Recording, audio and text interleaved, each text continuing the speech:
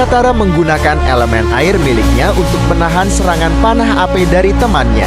Jet anak panah itu akan melesat ke arah koper yang sedang dibawa Sai untuk diberikan kepada raja. Jika anak panah itu mengenai koper, maka koper itu akan meledak.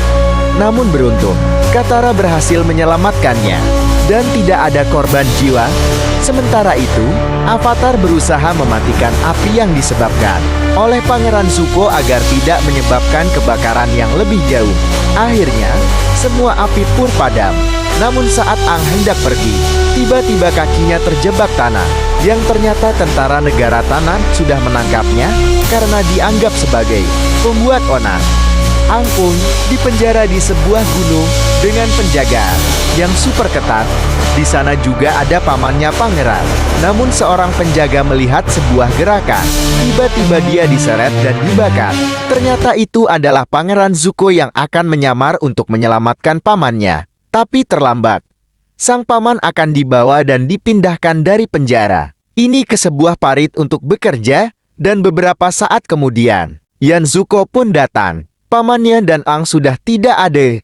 Dia pun melihat seorang penjaga dan bertanya kepadanya. Si penjaga mengatakan si bocil botak dibawa ke istana, sedangkan Pak Tua dibawa ke parit.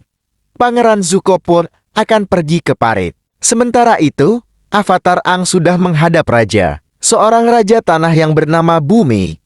Dia sudah tua dan pikun, namun rakyatnya masih menghormatinya. Sang raja mengatakan, jika bocah ini bukan pembuat onar, tapi seorang avatar yang harus dihormati. 100 tahun lalu, saat masih kecil, Bumi dan Aang adalah sahabat. Mereka sering bermain bersama dan menaiki apa bison terbangnya. Sementara itu, ayahnya Tio, yaitu Sai, mendapat sebuah surat. Tentu saja, itu berasal dari mata-mata negara api. Ternyata negara api akan menyerang negara tanam dalam waktu dekat. Sokka pun marah kepada Sai. Mengapa berhubungan dengan negara api, seorang pengkhianat? Sai mengatakan, jika dia terpaksa, jika dia tidak memberikan informasi kepada negara api, maka kota ini dan keluarganya akan dalam bahaya. Sai pun meminta maaf. Dan sekarang, mereka harus fokus untuk menyelamatkan Aang. Sai mengatakan tidak akan bisa menyelamatkan Aang, karena di sana sangat ketat.